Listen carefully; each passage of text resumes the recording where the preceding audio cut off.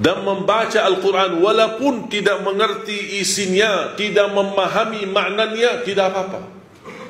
Tetap dapat setiap satu huruf 10 kebaikan. Jadi kalau jemaah sekalian membaca, tak faham sama sekali, hanya baca saja, tetap mendapatkan setiap satu huruf 10 kebaikan. Alif lam mim bukan satu huruf, alif satu huruf, lam satu huruf, mim satu huruf. Satu huruf satu kebaikan dilipatkan 10 kali lipat menjadi 10 kebaikan. Rugi kita diberikan kesempatan yang mulia seperti ini. Mana ada amal atau bacaan sebuah kitab atau apa saja kita hadis pun belum tentu dapat 10 kebaikan. Hanya Al-Quran satu huruf. Bukan saat satu kali baca dapat 10 kali lipat. Dia menghitungkan berhurufnya, kita mendapatkan 10 kali lipat. Sayang sekali jemaah sekalian berhari-hari lewat tidak baca Al-Quran, sedangkan fasilitas dan kemudahan ada di tangan kita. Tak bisa baca Al-Quran karena alasannya masih buta huruf atau berbata-bata. Jangan khawatir, ada berita gembira di hadis yang diriwayatkan Imam Muslim. Rasulullah SAW bersabda, "Walladhi yaqra'ul Qur'ana wa yatata'ta'u fihi wa huwa 'alaihi syaq lahu ajran."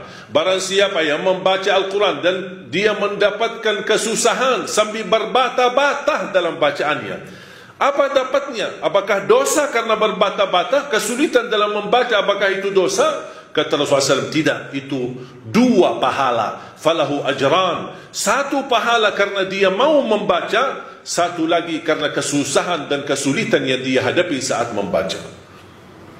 Mohon maaf, tidak bisa baca sama sekali, alhamdulillah masih bisa simak, dengar.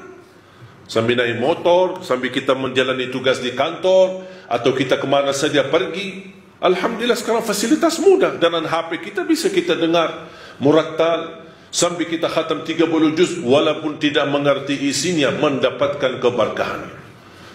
1 ayat kalau kita jaga setiap habis salat fardu dan ketika mau tidur, sebagaimana bersabda Rasulullah SAW, "Man qara'a ayat al-kursi dubura kulli salatin laysa bainahu wa bainal jannati illa yamut." Barang siapa yang membaca ayat kursi setiap habis salat fardu, dijamin menjadi ahli surga. Cuba 1 ayat saja menjaminkan kita masuk surga. Kira-kira gimana 30 juz Al-Quran? Dan selalu saya sampaikan kepada jemaah, kalau seandainya buru-buru, lagi ada rapat, ada meeting, ada urusan mendadak, tak bisa berlama-lama di masjid, tak apa-apa, habis istighfar langsung baca ayat Al-Kursi, terus habis itu jalan. Terus gimana subhanallah walhamdulillah dan zikir-zikir yang lain, tak apa-apa, sambil jalan pulang bisa kita jalankan zikir itu. Asal jangan tinggalkan ayat kursi setiap habis salat, karena itu jaminan mendapatkan surga Allah Subhanahu wa ta'ala. Saya harap jemaah sekalian, kita mempersiapkan diri mulai sekarang. Jangan menunggu Ramadan yang datang, karena belum tentu bertemu Ramadan. Tidak ada yang punya jaminan punya umur sampai bulan suci Ramadan. Makanya saya harap, kalau tidak bisa 1 juz dalam 1 hari, minimal mulai harimu baca Al-Quran, tutupi harimu dengan membaca Al-Quran. Tunjukkan perubahan. Kalau anda ingin Allah rubahkan nasib kita, anda ingin Allah merubahkan rizkimu, Allah ingin merubahkan keadaanmu menjadi lebih baik, tunjukkan perubahannya kepada Allah Subhanahu wa ta'ala. Tunjukkan perubahan yang luar biasa, akan dapat anugerah yang luar biasa. Tapi jangan kita menjadi hamba biasa-biasa saja, tapi minta sama Allah yang luar biasa. Itu tidak adil. Oleh karena itu jemaah sekalian, mari kita minimal mulai harimu baca Quran semampunya. 1 ayat, 2 ayat, 1 halaman, apa yang anda mampu tunjukkan. Begitu habis subuh, sebelum beraktivitas, sebelum jalan ke kantor atau kemana, kita baca Al-Quran. Begitu pulang, sudah mau tidur, siap-siap, sebelum tidur ambil air wudu dan baca Al-Quran. Habis itu tidur. Semoga di antara kita memulai hari kita baca Quran, tutupi hari kita baca Al-Quran, semoga di antaranya kita mendapatkan keberkahan oleh Allah Subhanahu wa ta'ala. Berkah terjamin. Saya belajar dari ibu saya, setiap hari tidak pernah lewat pasti khatam suratul Baqarah. Setiap hari. Karena Rasulullah SAW bersabda, "Alaikum bi suratil Baqarah, fa inna akhdaha barakah wa tarkuha hasrah wa la tastati'uha al-batalah." Ambillah suratul Baqarah, jagalah suratul Baqarah. Barang siapa yang membawa suratul Baqarah, sesungguhnya dia telah membawa keberkahan. Dan barang siapa yang meninggalkan suratul Baqarah, kata Rasulullah SAW, akan menyesal. Kira-kira mau mendapatkan keberkahan atau membawa penyesalan?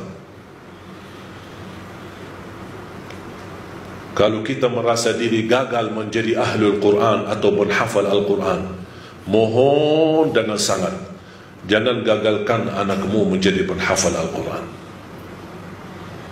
Saya kagumi dan terkejut ketika melihat anak-anak hafiz Indonesia, rata-rata dari orang tua yang awam, orang tua yang buta huruf, orang tua petani, orang tua yang tidak punya kemampuan.